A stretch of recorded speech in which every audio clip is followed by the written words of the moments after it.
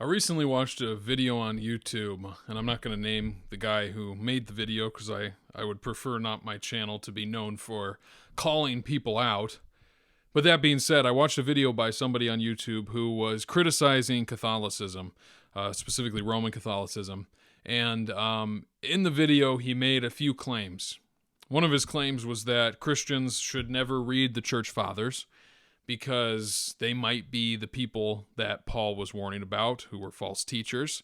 And number two, he made the claim that the Eucharist is actually a demonic ritual that will have a primary place in the one world order that is to come. And then he went on to speak about how Catholicism teaches that we save ourselves, that Mary is an equal mediator with Jesus Christ, and that priests forgive sins rather than Christ forgiving sins.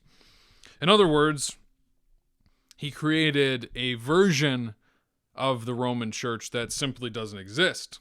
It's not true. It doesn't exist.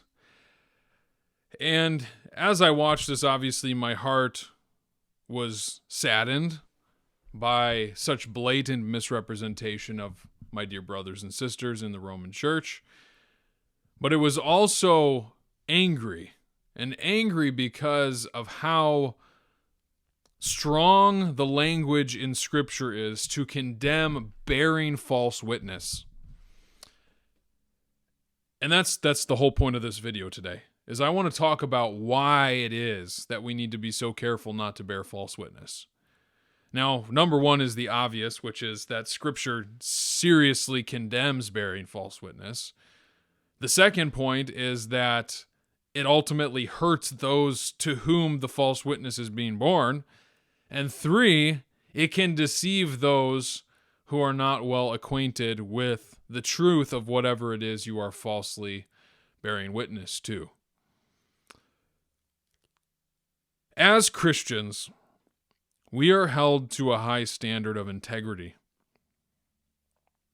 which means that the words that come out of our mouths should be words that are honoring, that build up rather than tear down, that love rather than hate, and that bless rather than curse. And so if we are criticizing something, those things need to be at the forefront of our minds.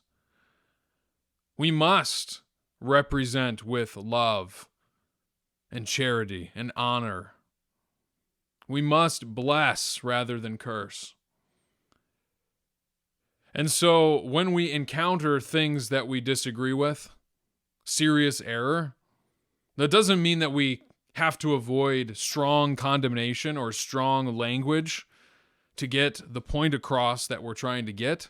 But it does mean that the things that we have to say must be true, and it must not be distortions of the truth for selfish gain or selfish ambition. And so the frustrating thing about the video I watched is he made claims about the Roman Church that are simply not true. And in fact, he actually blasphemed the name of Christ by equating the Eucharistic celebration of the Mass with a demonic one-world religion ritual that will be led by the Antichrist.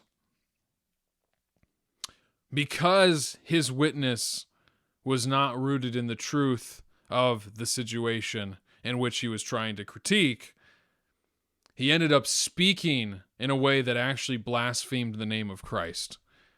And that's kind of the heart of what this video is going to be. It's not going to be a long video, but it's to say that when we speak, if we are misrepresenting something or someone, and we are doing so in a way that can lead to the deception of others, we do run the risk of blaspheming Christ. And in a sense, we do blaspheme Christ because Christ's Spirit does not operate in false witness. It's not the Spirit of God when we bear false witness. I have some disagreements with the Roman Catholic Church. Some of them strong disagreements. Some of them things that I think have compromised their ability to make the claim to be the one true church. Things that I would encourage people not to convert to Roman Catholicism over. But that being said, I do my very best to represent these things in the way that the church itself does.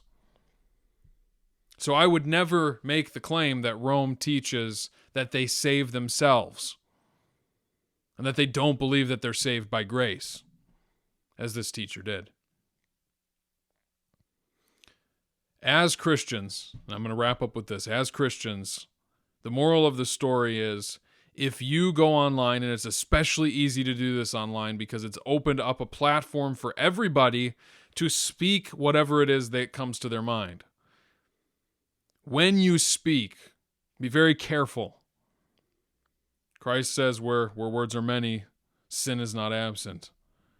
And so we need to be very careful with our speech. Part of the reason that I stepped down and away from social media was because I was realizing how easy it was for my speech to get away from me.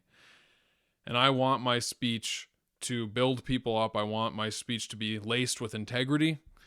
And so I'm putting I'm putting a lot of effort into making sure that the things that I say are true, are good, are filled with love, and are representing those that I'm talking about well.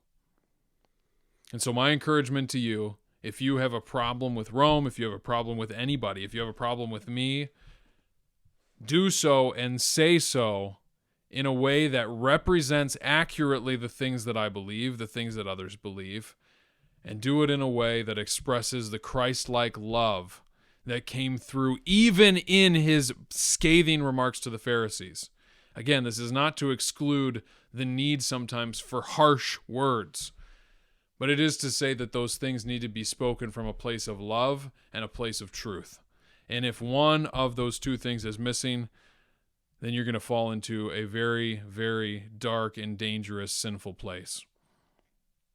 So let us remember to bear truth about each other, even when we are critiquing or confronting what we deem to be error.